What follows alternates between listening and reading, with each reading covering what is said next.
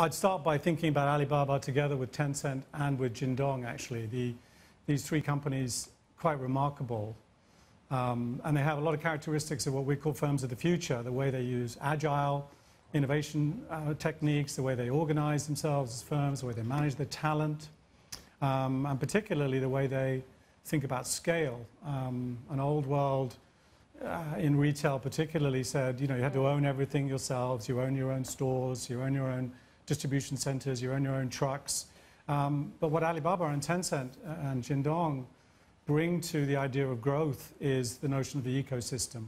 They don't have to own everything themselves, and it's really radical because in the old world, with scale comes complexity, and with complexity comes the death of growth. And these firms are avoiding that. They're big and they're fast, and that's what makes them so remarkable, and that's what, in my view, means that investors are going to stay with these stories for a very, very long time. Yeah, James, they certainly are big, and when you talk about the sheer concentration of both Alibaba and Tencent, I mean, you've pointed out we're talking some 80% of that e-commerce market, but the question here is, do you think there is room for both of them to have this dominance? According to the Tencent's recent reports, I mean, they did show some concerns when it comes to the competition with Alibaba. Yes.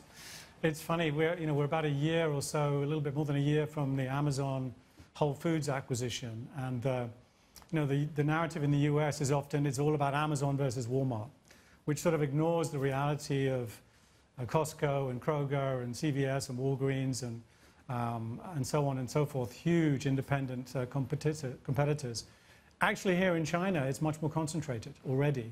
In a very short amount of time, these two firms and the ecosystems around them have, as you said, more than 80% control of e-commerce today, but also in the bricks and mortar world, they also own or control 4 out of the 5 largest hypermarket and supermarket chains. That said, there's enough growth in the market to support both of their future expansion plans. I'm highly confident. Okay, James, hi, it's Colin Graham here from Eastspring. We're having this interesting debate about these companies in particular with our stock analysts.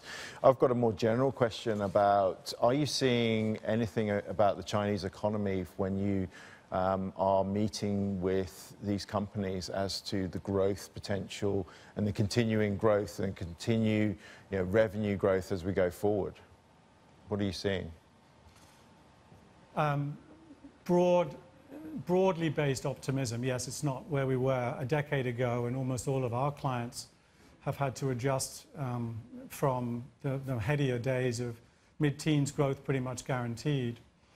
But let's just bring it back to retail here, because that's a cautionary tale. I'm describing a world of highly concentrated control amongst these two firms and the ecosystems around them, and it really is making it hard for other retailers to cut a path through and gain their share of the growing market unless they decide to line up with 1 or 2 of these teams. And that's both true for the local Chinese retailers and groceries firms, but also the multinationals.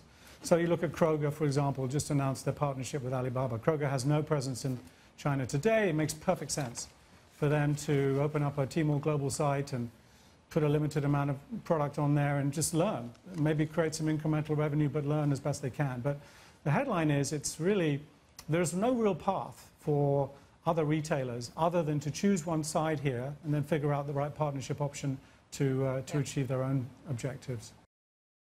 Hey everybody, it's Hadley Gamble from our new CNBC Middle East Bureau in Abu Dhabi. Thanks for stopping by. Now to watch more, you can try one of the videos that just popped up on your screen. And don't forget to subscribe.